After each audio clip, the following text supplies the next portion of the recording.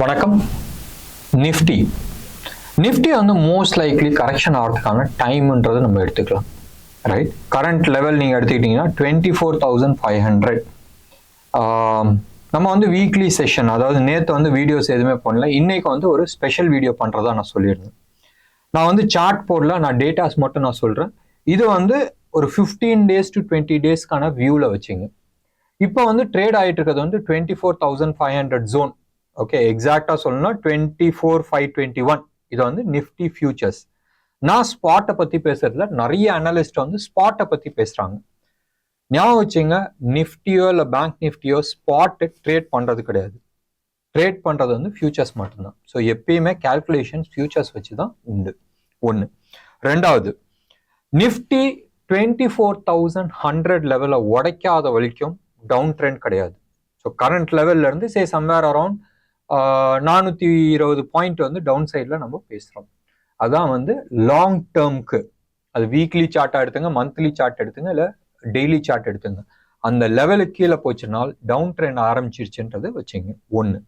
ரெண்டாவது, இந்த stop loss எது வரைக்கும் வச்சுக்கலான்னு சொன்னால், இந்த சஸ்டெயின் ஆச்சு, அதாவது 24,270 டு இந்த 24,100 இந்த ஜோன் வந்து சஸ்டெயின் ஆச்சுன்னு சொன்னால், அப்சைட்ல வந்து probably we are talking about 29,000 by next year end.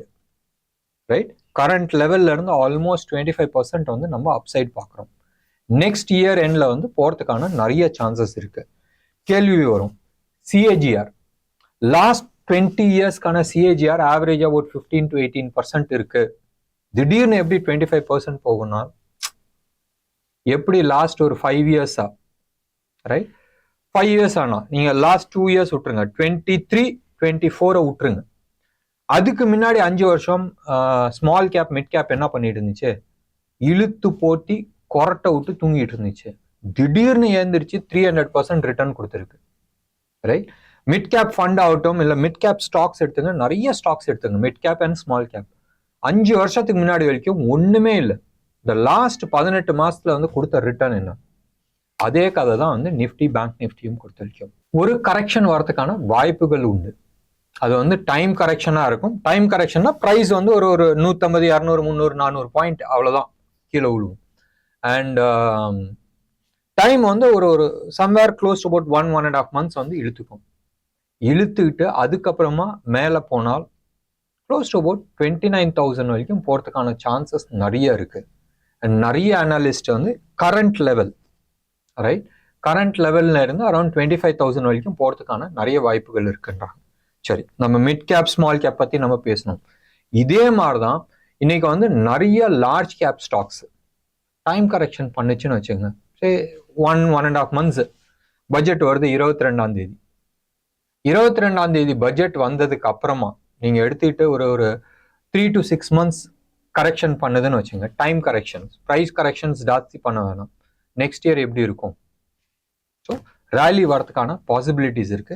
மறுபடியும் நான் சொல்றேன், ஆனா மந்த்லி சார்ட்ல 2400 உடைக்கிற வரைக்கும் நீங்க வந்து ஜாஸ்தி யோசிக்க வேணாம். அது உடைச்சிச்சுனால் கொஞ்சம் அந்த பயம் வச்சிங்க. அண்ட் எங்க நீங்க எக்ஸிட் பண்ணுன்றது முடிவு பண்ணிட்டு நீங்க எக்ஸிட் பண்றது புத்திசாலித்தனமா இருக்கும். பேங்க் நிஃப்டி வந்து 52,636, 666 அந்த லெவல்ல இருக்கு. ஸோ 52,315 வச்சிங்களா. ஸோ ஸ்டாப் லாஸ் எங்க வைக்கலாம்? ஒரு 1000 பாயிண்ட் டவுன், 900 பாயிண்ட்ஸ் டவுன், 51,460 அந்த லெவல் தான் வந்து உங்களுக்கான ஸ்டாப் லாஸ். அது கீழே போச்சுன்னு சொன்னால் வீக்லி சார்ட், நான் மந்த்லி சார்ட்டை சொல்ல, டெய்லி சார்ட் அண்ட் வீக்லி சார்ட்ல வந்து கரெக்ஷன் வந்திருக்குன்றது எடுத்துக்கலாம். பிரைவேட் செக்டார் இன்னும் கொஞ்சம் தான் மேலே போகிறதுக்கான வாய்ப்புகள் இருக்கு. மேபி ஒரு 4-5% அப் ஆகிறதுக்கான சான்சஸ் இருக்கு. பப்ளிக் செக்டர் பேங்க்ஸ் நல்ல பொட்டென்ஷியல்ல இருக்கு. அது வந்து எஸ்பிஐயா இருக்கட்டும், ஐஓபி இருக்கட்டும், கெனரா பேங்க் இருக்கட்டும், பேங்க் ஆஃப் பரோடா இருக்கட்டும், பஞ்சாப் நேஷனல் பேங்க் ஆகட்டும், இது எல்லாத்துக்குமே வந்து அப்சைட் பொட்டென்ஷியல் நிறைய இருக்கு. ஞாபகம் வச்சுங்க, இந்த ஸ்டாக் எல்லாம் வந்து கரெக்ஷனே பண்ணல, மோர் ஆஃப் டைம் கரெக்ஷன்ஸ் பண்ணிட்டு இருக்கு. லாஸ்ட் வந்து ஒரு க்ளோஸ் டு அபவுட் 1.5-2 மாசம் நீங்க எடுத்துக்கிட்டீங்கன்னா டைம் கரெக்ஷன்ஸ் தான் பண்ணிட்டு இருக்கு. It's as good as your price correction. இது ரெண்டுக்கும் என்ன வித்தியாசம்னு சொன்னால், நீங்க 100 ரூபாய்க்கு ஒரு ஸ்டாக் வாங்குறீங்க, அந்த 100 ரூபாய்க்கு ஸ்டாக் வாங்கி அடுத்த ஒரு 6 மாசம் அதை வந்து எந்த விதமான பர்ஃபார்மன்ஸும் பண்ணலன்னு வச்சுங்க, வட்டி குட்டி போட்டுட்டு தானே இருக்கு. 6 மாசத்துக்கான வட்டி நீங்க போடுங்களேன், 1,000 ரூபா வட்டின்னு நீங்க போடுங்களேன், ஒரு வருஷத்துக்கு 18%, 9% காலி. அப்ப இந்த டைம் வேல்யூ கரெக்ஷன்ல உங்களுக்கு 9 ரூபா கம்மி ஆயிடுச்சுன்னு அர்த்தம். அப்ப 6 மாசம் பிரைஸ் எதுவுமே பண்ணலன்னு சொன்னால் 100 ரூபா வாங்கினதோட வர்த் வந்து it is only worth 91 rupees. அந்த 91 rupees-அ வந்து டைம் கரெக்ஷன்ல நம்ம கழிச்சுட்டு போறோம். அந்த 6 மாசம் கழிச்சு மேல வந்து ஒரு 15% அப்பு கொடுக்குது, இல்லை 20% அப்பு கொடுக்குதுனால் அந்த டைம் வேல்யூ நீங்க வந்து கால்குலேட் பண்ணிக்கணும். டைமுக்கும் வேல்யூ இருக்கு, ஞாபகம் வச்சுங்க. பிரைஸ் அங்கேயே இருந்தாலும் ரைட், மீட்டர் ஓடிட்டே இருக்கும். ஸோ அந்த மீட்டர் ஓடுறதா நம்ம வந்து டைம் வேல்யூவை கால்குலேட் பண்ணிக்கிறோம். ஸோ பேங்க் நிஃப்டி பத்தி நம்ம சொல்லிட்டோம். செக்டார் வைஸ் நீங்க எடுத்துக்கிட்டீங்கன்னு சொன்னால் ஆட்டோ செக்டார் ஓரளவுக்கு நல்லா இருக்கு, ஆனா ரொம்ப ஜாஸ்தி அப்சைட் மூவ் கிடையாது.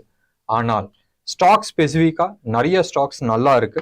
ஸ்பெசிஃபிக்கா நம்ம பேசணும்னு சொன்னால் பாரத் ஃபோர்ஜ், எம்எம்னா மஹேந்திரா அண்ட் மஹேந்திரா, டாடா மோட்டார்ஸ், இதெல்லாம் வந்து ஓரளவுக்கு நல்லா இருக்கு. நீங்க வந்து ஸ்டாக் பார்த்துங்க. மறுபடியும் நான் சொல்றேன், நான் சிபி ரிஜிஸ்டர்ட் அட்வைசர் கிடையாது. நான் வந்து ஸ்டாக் வந்து உங்களுக்கு இன்ஃபர்மேஷனா நான் ஷேர் பண்றேன்.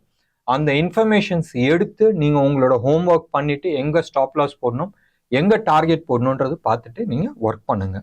ஃபார்மா செக்டர்ஸ் ரொம்ப நல்லா இருக்கு. அண்ட் எஃப்எம்சிஜி அதோட சூப்பரா இருக்கு. எஃப்எம்சிஜியோட செக்டர் நீங்க வந்து எடுத்துக்கிட்டீங்கன்னா current level somewhere close about 59,700 லெவல்ல இருக்கு. 61,000 வரைக்கும் போறதுக்கான சான்சஸ் நிறைய இருக்கு. இந்த செக்டார்ல இருக்கிற சம் நேம்ஸ் ரைட் நல்லா இருக்கு. இதுல ஐல ஸ்டார்ட் ஆகிற கம்பெனி அண்ட் எம்ல ஸ்டார்ட் ஆகிற கம்பெனி நல்லா இருக்கு. அது என்னதுன்றது நீங்க உங்க ஆராய்ச்சி பண்ணீங்க. ஐடி செக்டர் ஃப்ரைடே அன்னைக்கு ஒரு செம்ம ரேலி கொடுத்துச்சு. தனி ஆளா வந்து தோல் கொடுத்து ரைட். எங்க இதுல வந்து நேற்று பேனர்ல வந்து ஸ்பெல்லிங் மிஸ்டேக் இருந்துச்சு, கரெக்ஷன் பண்ணதுக்கு நன்றி. நிறைய பேர் பாயிண்ட் அவுட் பண்ணியிருந்தாங்க. ஸோ இந்த தோல் கிடையாது, சரியா? ஷோல்டர் கொடுத்து தூக்குனது வந்து ஐடி செக்டார் தான்.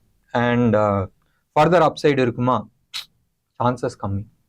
பட் கரண்ட் லெவல்ல இருந்து ஐடி செக்டர் 39,000ல இருக்கு, 41,500 வரைக்கும் போறதுக்கான சான்சஸ் இருக்கு. ஸோ கரண்ட் லெவல்ல இருந்து 2,500 புள்ளி மேல போறதுக்கான சான்சஸ் இருக்கு IT sector by February 2025, right?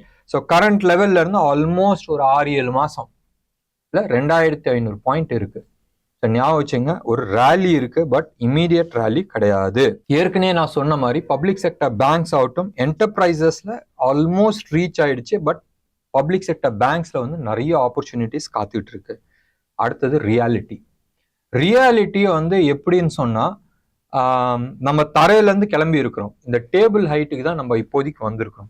Ceiling height வரைக்கும் ஆப்பர்ச்சுனிட்டிஸ் இன்னும் இருக்கு. ஒன்று. ரெண்டாவது, சப்போஸ் அதுல கரெக்ஷன் வந்தாலும் எவ்வளோக்கு எவ்வளோ கீழே விழுவுதோ அவ்வளோக்கு அவ்வளோ ஆப்பர்ச்சுனிட்டி என்டர் ஆகிறதுக்கான சான்சஸ் இருக்கு.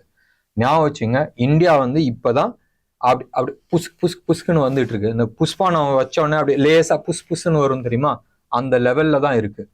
உச்சத்தை தொடறதுக்கு நிறைய எனர்ஜி பாக்கி இருக்கு. And reality sector is a kind of boom which you cannot expect. Next 8-10 years இந்தியாவில் வந்து ரியல் எஸ்டேட் இது ஒன்று, ரைட்? அப்போ அந்த கம்பெனிஸ் எப்படி பர்ஃபார்ம் பண்ணுன்றது நீங்க பாருங்க. நான் ரியல் எஸ்டேட் வாங்கி போடுறதோட இது வாங்கி போடுறது புத்திசாலித்தனம். சிம்பிளான ஒரு எக்ஸாம்பிள் எடுத்துங்களேன். நேற்று வந்து ஒரு வீடியோ பார்த்துக்கிட்டு இருந்தேன். 2008ல வந்து ஃபர்ஸ்ட் ஐஃபோன் வந்துச்சு. $1,000 வச்சுங்க ஒரு ஐஃபோன். வருஷம் ஒரு ஐஃபோன் வருது. வருஷம் நான் ஒரு ஐஃபோன் வாங்குறதுக்கு நான் வந்து அந்த ஸ்டாக்கை நான் வாங்கி போட்டிருந்தால் 2008ல இருந்து 2023 வரைக்கும் வருஷம் நான் வந்து அந்த ஸ்டாக் வாங்கி போட்டிருந்தால் க்ளோஸ் அபவுட் 16 இயர்ஸ் $16,000 நான் வந்து இன்வெஸ்ட் பண்ணியிருப்பேன், ரைட்? அந்த மணி நீங்க போட்டிருந்தால் இன்னைக்கு வந்து $22 மில்லியன். எப்படி? $22 மில்லியன்.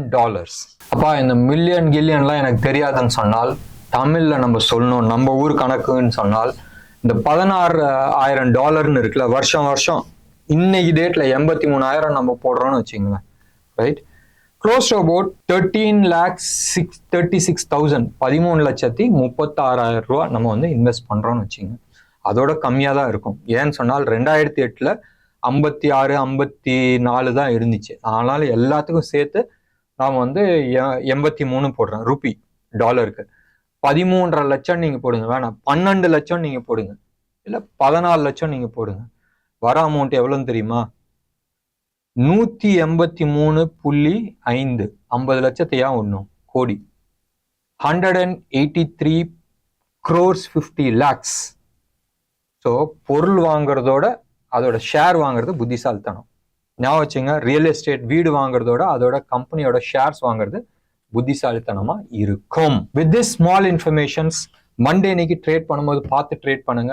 அண்ட் மறுபடியும் நான் சொல்றேன், நான் சிபி ரெஜிஸ்டர்ட் அட்வைசர் கிடையாது. நீங்க உங்களோட ஹோம்ஒர்க் பண்ணிட்டு அதுக்கப்புறமா இன்வெஸ்ட் பண்றது புத்திசாலித்தனமா இருக்கும். என்ன நேயர்களே, இன்னைக்கு ப்ரோக்ராம் உங்களுக்கு பிடிச்சிருந்துச்சுன்னா லைக் பண்ணுங்க, ஷேர் பண்ணுங்க. டெஃபினட்டா உங்களோட கமெண்ட் பாக்ஸ்ல கொடுங்க. நன்றி, வணக்கம்.